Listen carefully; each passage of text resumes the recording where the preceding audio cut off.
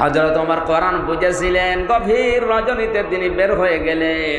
এক বাড়ির সামনে দিয়ে যাবার সময় দেখলেন আওয়াজ আসতেছে মেয়ে লোকের কান্নার। চিন্তা করলেন ভেতরে কোনো ধর্ষণ হচ্ছে নাকি। দেখলেন বাড়ির ভেতর থেকে একটা লোক বের হয়, আবার প্রবেশ করে, আবার আসে, আবার যায়।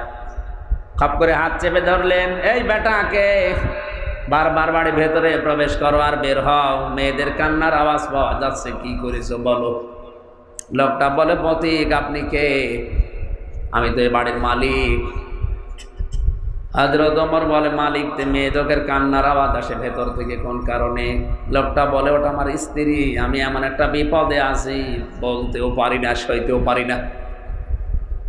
হযরত ওমর বললেন, কি বিপদে আছে বলো দেখি। বলে, তোমারে বলে করবো কি? আমার স্ত্রী সন্তান সম্ভবা, এ বিষয়ে আমি একেবারে অনভিজ্ঞ, আর আমার বাড়িতে কোনো ধাত্রীও নেই, নার্স নেই।